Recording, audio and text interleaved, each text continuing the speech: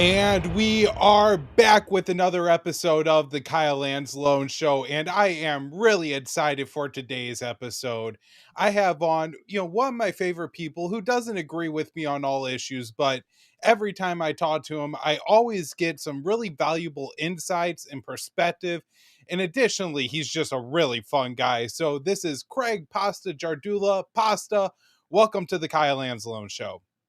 Thanks for having me on. And the thing we agree on most is that the fact is, and you told me this, and this is what I love about you.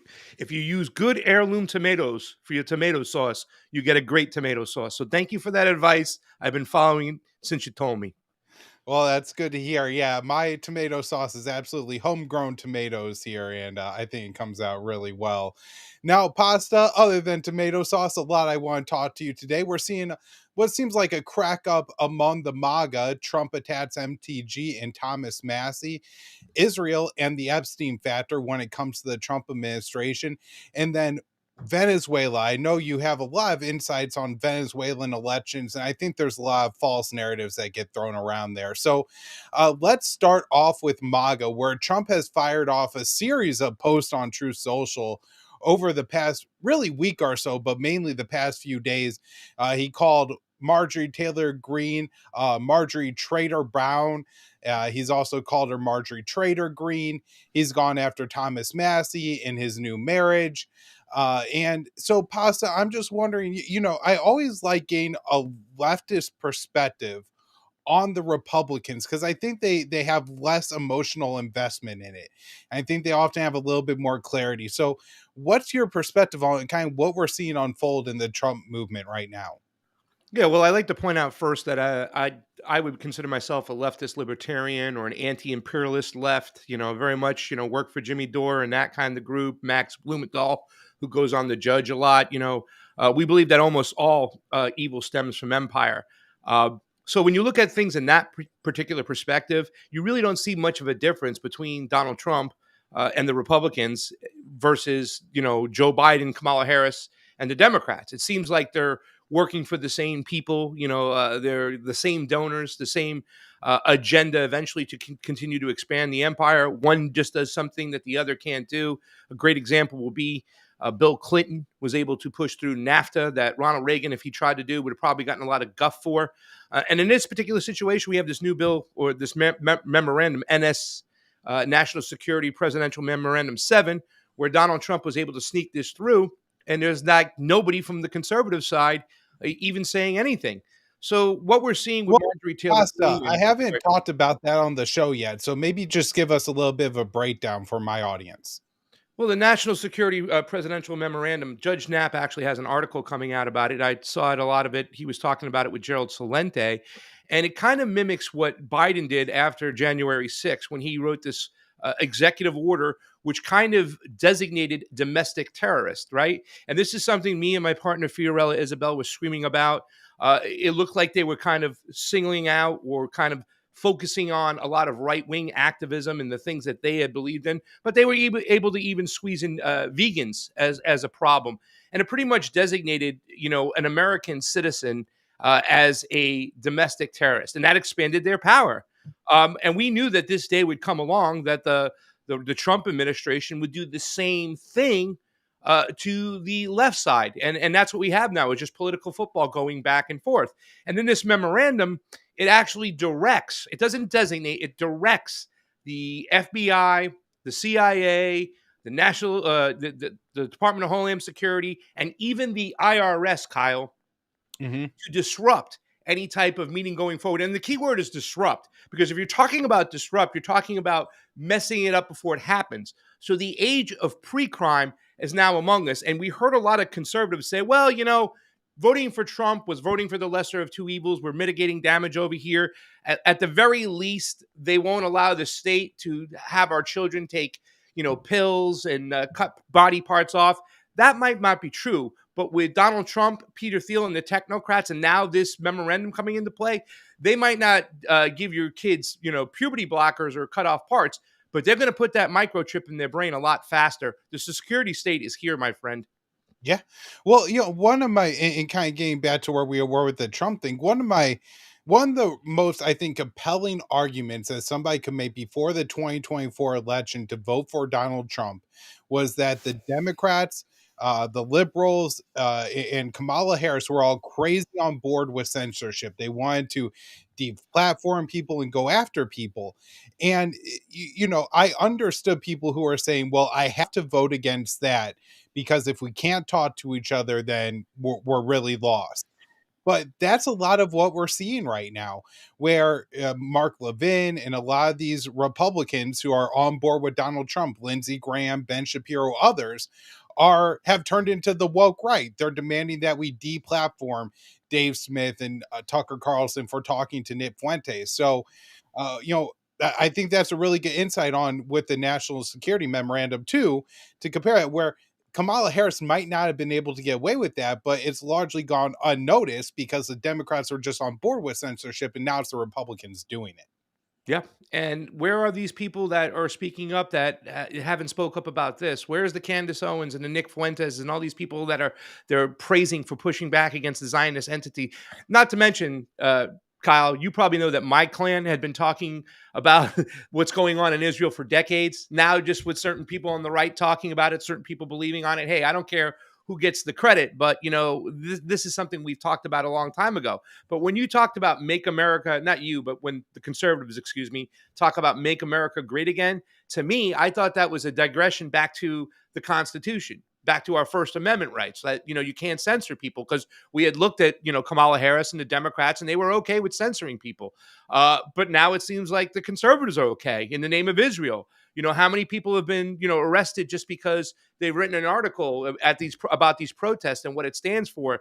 And, Marco Rubio, I think a couple months ago, floated the idea of a bill being passed where if you criticize Israel, this is American citizens, they'll pull your passport. So the First Amendment's out the window, and also now the Fourth Amendment, due process, right, and everything that goes along with that. I mean, that's just gone, blowing up boats in Venezuela and whatnot. I mean, make America great again is not what it was, marketed to be. It's just more of the same, more censorship, more state power, more spying power, and less of our civil liberties for our citizens. Yeah, and I think the two issues it seems to me that are getting the most attention, and really two issues I think maybe the American people cared a lot about were Israel and Epstein, and that's where we're seeing a lot of the fractures. Both, I guess with Israel and Epstein on the right, with the left it seems to be the Democrats. It seems more centered around Israel, but it does seem to be causing these real divides between the political elites and the base, the average Americans who are voting for Democrats on, healthcare, abortion, and other issues, but also they don't want to fund a genocide in Gaza.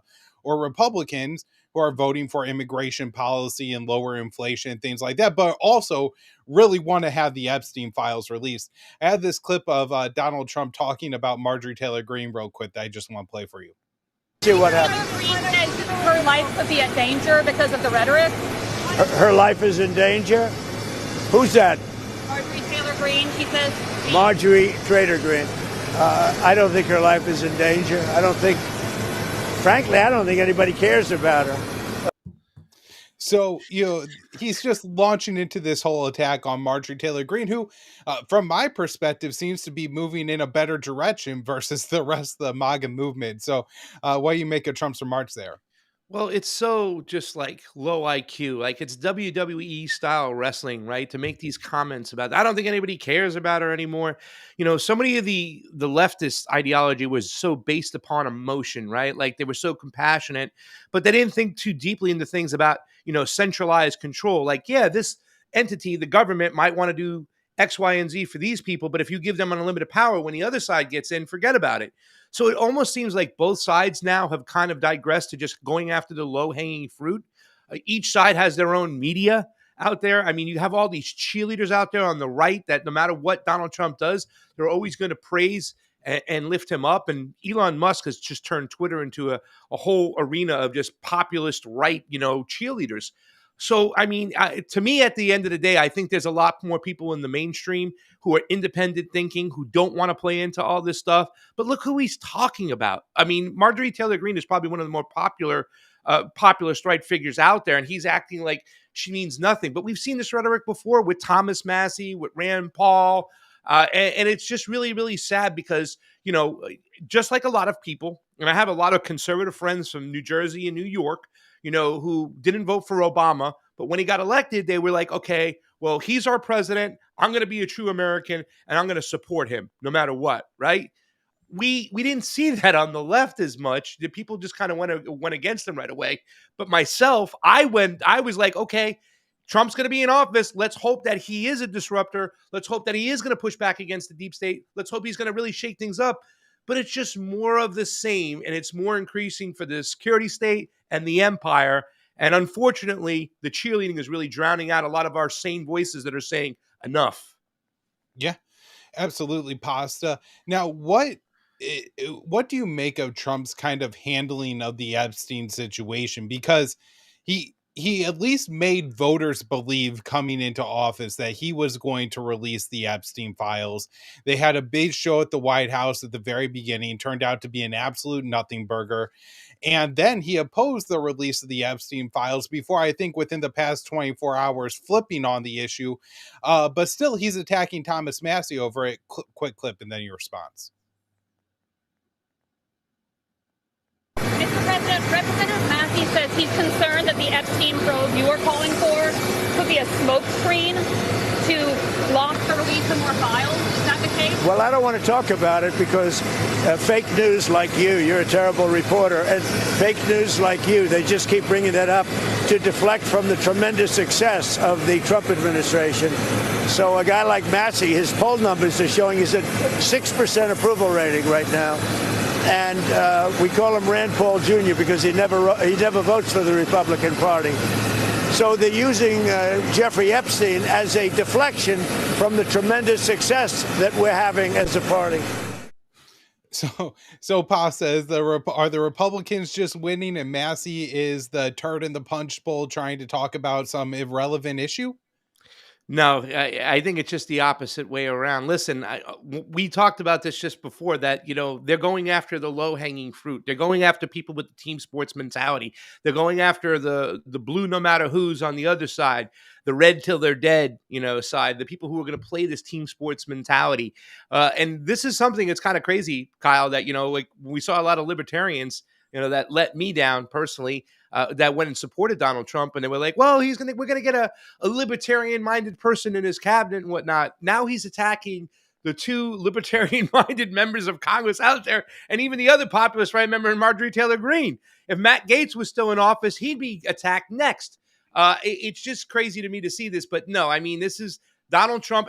And one of my favorite tweets I was able to share was one of your colleagues and Connor Freeman, right? When I think Dave Smith was trying to say, just, singling out, saying, Israel is the reason why so many people have turned on Donald Trump. No, Israel is not the only reason. What success is he talking about, right? The industry hasn't changed. It hasn't come back home. We don't have any manufacturing here. There's more homeless people on the street. That number is growing every single day. My generation can't afford to buy houses. So if you're lucky enough to do so, I commend you. But for the most part, we're all, thrown to the side because we don't have the finances to do so. Gas has not really come down. The grocery bill is just nuts. Small businesses have been eviscerated, and the security state has continued to grow. And now we're looking to kind of amp up some wars in Latin America, which, once again, me and Fiorella had talked about, that they're going to turn the attention here to the Monroe Doctrine. So what has really changed? What has been great with the Donald Trump administration? He's deflecting, but he also knows, just like there was a lot of Obama sycophants, there's Trump sycophants. And let me tell you something, Kyle, really quickly. I never thought we'd have the level of sycophancy that we had with Obama. The Trump people said, hold my beer. They are just ridiculous when it comes to Donald Trump. Yeah, there are certainly a lot in that category. I guess that makes you have to hand it to Marjorie Taylor Greene a little bit more for, kind of breaking from Trump's spell and actually, voicing a different opinion on some key issues. And, I do think you're right there. You do make a very important point that if the economy was good, if prices were going down, if I know, people my generation, I have a lot of friends who still live at home with their parents, college friends, people who have a college degree in their mid 30s are still living with their parents because, they're from the Chicago area, it's very expensive to buy property around there, and they're not willing to move like 2 hours outside of the city away from their family. And so they still live at home. And then the other half of my friends are married, have kids, maybe have a small home, but both them and their wives have to work. And so they're paying like $40,000-$50,000 a year for childcare. And so, with that going on, with so many people facing financial hardships, there's no embedded love for the administration. Where I think Israel factors in more and more is it's a very clear cut issue. People like to argue over economics. Is it the fault of the Biden administration, the Trump policy? Is it just, natural market fluctuations and stuff like that? Israel just becomes so clear because everybody can see the genocide happening every day on their phones, right? And everybody who's looking at it are, all the younger people. To say younger now, I think basically just means under 50. Like half of Republicans under the age of 50 see this every day, and they know there's a genocide going on. So when Randy Fine, Lindsey Graham, Mark Levin either celebrate it or try to hide it, they say, well, that person is definitely a liar. And that's why I think the Israel issue has become like kind of such a central part of the split on both the Democrats and the Republicans, right? Andrew Cuomo made the New York City mayoral race about Israel inexplicably, and then lost to a communist. And I think largely because of that. Well, I wouldn't call Mondami a communist. I'd say he's a milquetoast communist. Just getting free buses and a little rent freeze really doesn't make him a full-blown communist. But that's beside the point. I think True. nothing has systemically changed, right? That's the big thing. And I don't know how, it could necessarily change. I would think that, once again, I think it would be an obstruction of freedom to not allow these corporations to go overseas and take advantage of labor that way. So it's an interesting quagmire in which we have to fix. You know what I'm saying? But there's an old saying on the left, and I know that it doesn't necessarily come from the libertarian field, but a lot of leftist libertarians would probably agree to that. And that's the saying that says our foreign policy is our domestic policy. And I think it was Malcolm X, or I can't remember if it was Martin Luther King or Fred Hampton. He said, bombs dropped in Laos and Vietnam land in the ghetto in Chicago and Detroit. That's where the majority of our money goes. That's collectively our tax dollars go to the Pentagon. They go for war. So not only is it just disgusting and heartbreaking to see all these Palestinians get genocide and an ethnic cleanse right before our very eyes, it's also, we have to deal with the fact that we're also paying for it. It's coming out of our dollar. And this is probably where the debate between libertarians and leftists like myself could have, as far as how do we spend that tax dollar. I know you guys would want to do away with the taxes altogether, but I think a lot of leftist people, they're not necessarily married to communism or Marxism or Engels or that kind of type of communism. They're more like what we see in Latin America. It's collectivism. They're coming together to fight off the empire. Well, a lot of people in the States, they see the corporations just raping everybody blind, and they want to use some of that money that we use for empire back at home. We feel we can play nicely in the sandbox, and we can have some central planning and build some good things and have a healthcare program and have, infrastructure. Now, I know there's some dangers there and we have to pay attention to them, but that's what I think leftists see when they see what's going on over in Israel. Yeah. Well, I mean, it's hard to argue that it wouldn't be a better use of our money to spend the money here versus giving it to Israel or waging war in Iraq, Somalia, Syria, Yemen, Lebanon, Venezuela, and that's maybe. So, yeah. And look, everything but healthcare. I think COVID made me think that government can have no role in running healthcare just because Yeah. I think they mandate the vaccine. But Pasta, let's go on to Venezuela. I Okay. know there is a lot, particularly in the libertarian camp, but even just in general, non-interventionists who are maybe not libertarians, there is a lot of just going along with the narrative that Maduro didn't win the most recent election, that he's essentially a dictator who's just holding on to power. So I'm wondering your thoughts on kind of the legitimacy of Maduro standing as president. And not that even if he did steal the election, it doesn't necessarily justify an overthrow of his government, but that's one of their key talking points. That's always their key talking points. As a person who's witnessed 5 general elections in Latin America, I've been to 7 Latin American countries in the last 3 years, Nicaragua 3 times, Cuba 3 times. I witnessed, the Peruvian election, Brazil, Colombia. I saw a referendum in Mexico. I can just tell you this much, and this is when I know that you got the call from me when you were on the Judges show and you had talked about the one legitimate argument, and this is a legitimate argument across the board, and people should pay attention to it. Ballot access in these countries has become a form of questioning election fraud. It happens in the States a lot. They leave people off the ballot. In New York, they make it ridiculous to get on the ballot. So that can be looked at as a form of election fraud. That's the one argument we saw from the Carter Center, which is not the Carter Institute anymore. It's the Carter Center, in which they pointed out the fact that they didn't let Marina Corina Machado on the ballot. One of her running mates had to get on there, and he had to run. And they thought that would be a form of election fraud beforehand. But if you look at the system itself, right, and the evidence that was presented as far as the opposition showing you tally sheets, when you look at them, in any courtroom, though, they would have been thrown out. They were like Xerox copies. They looked like they'd been manipulated. You couldn't prove that they have all the precincts there. But if you look at a lot of these elections, including Venezuela, anybody in the election integrity movement, and it's mostly conservatives now, a lot of progressives fell off after the 2020 election. But if you were to poll most conservatives on the elections and you asked them about Venezuela's elections versus our elections, they would take our elections 7 days a week and twice on Sunday, Kyle. It's really hard to cheat these elections from what I witnessed in Colombia, Nicaragua, Honduras, because it's in the purview of the people. They can see what's going on. So it's very hard to cheat these elections. And a lot of these countries have elections observers in, and they have free elections, and they're very confident these leftist governments can they win because they're economic. They're socially left they're economically left. They're not socially left like in the United States. It's all about economics, and they put themselves on the side of the poor. So therefore, they have these election observers come in because they know the very first thing they're going to push back on, like they did in Venezuela, and they did it while I was on the ground in Nicaragua. They're going to say the elections are fraudulent. It's just not true, Kyle. Yeah. And I guess I should add and maybe clarify from my statement from the Judges show, Machado, they did disqualify her from the election, but she has since called for the U.S. to invade her country.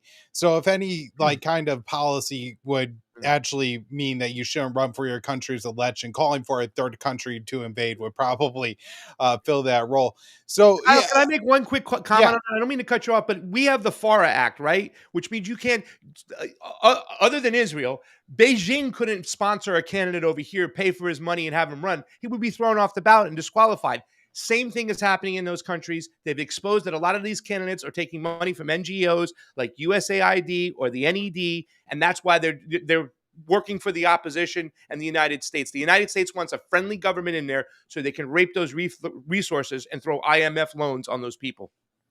Yeah, well, one of the really scary things, Pasta, about when it comes to Venezuela is just how many people seem to believe the piece of propaganda that Maduro's an illegitimate leader. He has been in power for a long time, which I think just naturally raises some red flags with people. I think he's on his third term now, correct? Yeah. Yes. Yes. So what do you make of the claim that he is a dictator, that he's a thug, or also the one that he's the leader of a narco-terrorist cartel?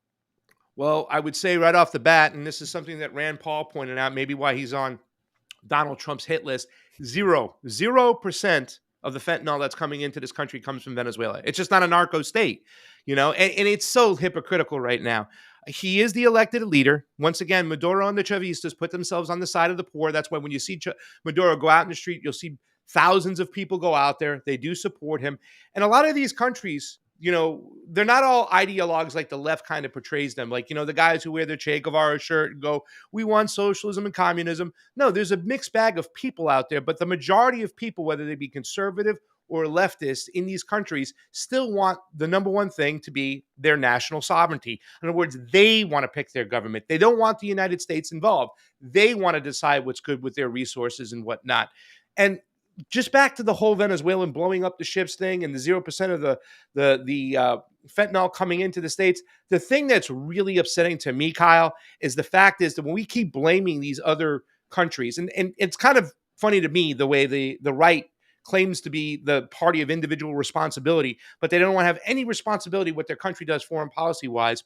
We're not having a national discussion about why there are so many fentanyl addicts to begin with in the first place.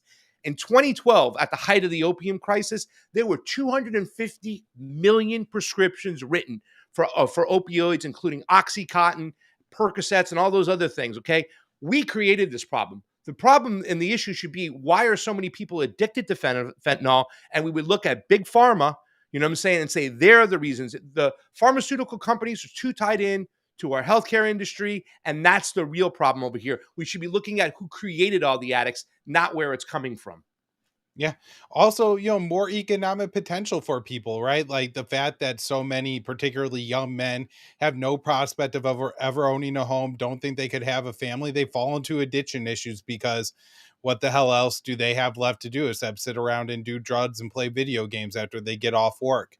Yeah. I do want to talk to you about the potential for U.S. war in Venezuela. I have this clip of Pete Hegseth I want you to watch. We're not just buying something. We're solving life and death problems for our warfighters.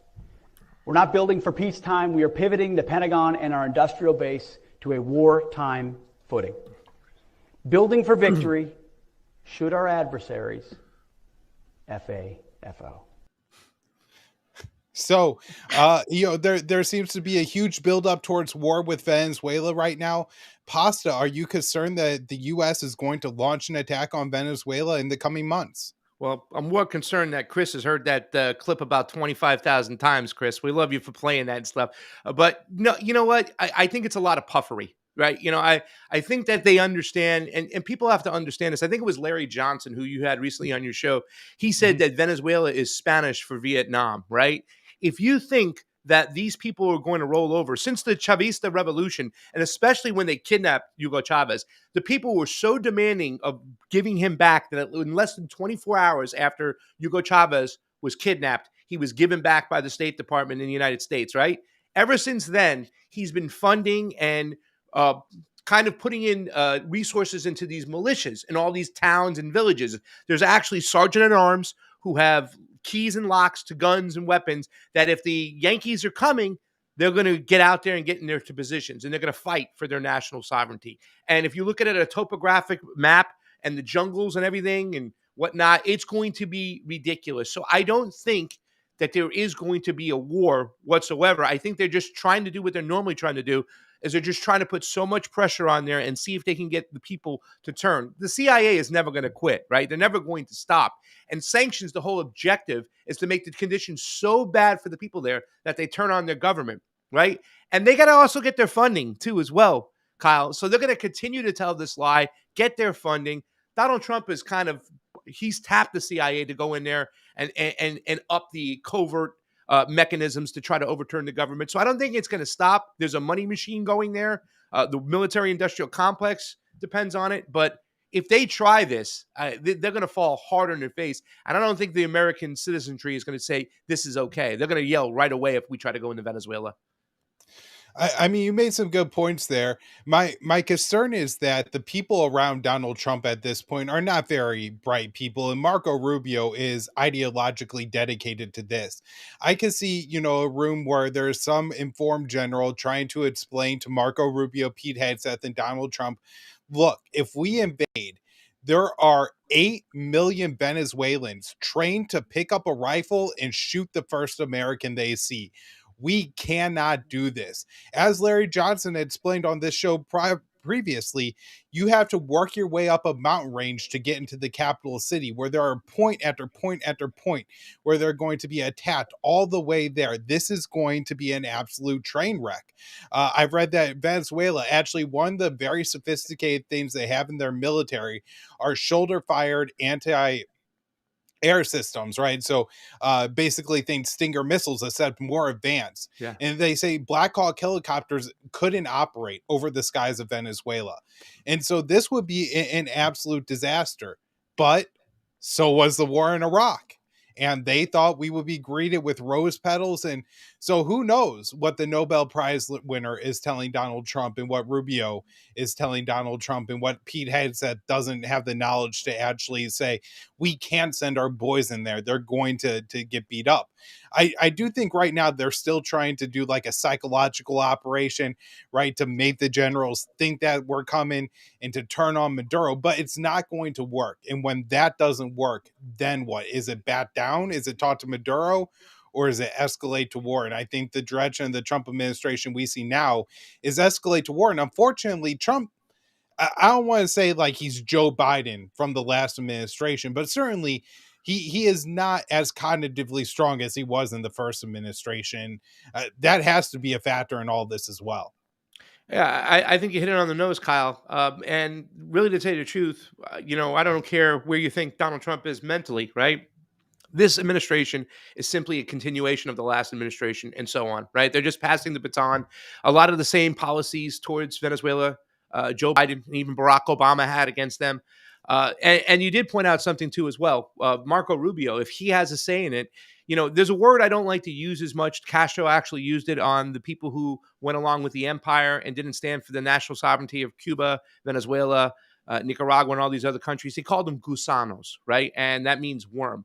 I don't like to use that term because I'm still looking to have a bridge to talk to some of these people, especially with the new leadership in Cuba. And that should tell you everything you need to know. Now in charge of Cuba, his name is Miguel Diaz Canal, right? Mhm. He is not a military man. He's an educated man. He didn't put the missiles on the island. That was Castro. Uh, they are taking the communist government and they're going to scale down.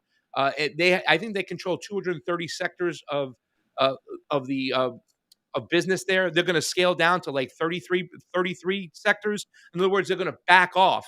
This is an opportunity here for the American government to reach out and speak to Cuba and form a new bridge. But they won't because they have the mentality of a Marco Rubio. It's a Gusano on steroids. They're never going to settle until these governments are gone. So they're going to push everything to remove them. And they don't care win or lose if it's going to happen. And I think that the military industrial complex, there's an old saying, Kyle, they don't care who wins the war. They don't care who loses the war. All they care is if they have the war, because then they're going to make their money. So you might be right on the nose when you're suspecting a war coming because they're still going to make a ton of money. Absolutely. Pasta, thank you so much for your time today. I really appreciate it. We've, done some shows together over the years. They've always been a good time, very informative.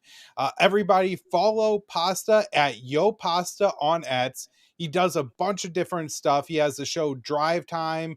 He does Truth Wire. That's formerly the Convo Couch. Love that show.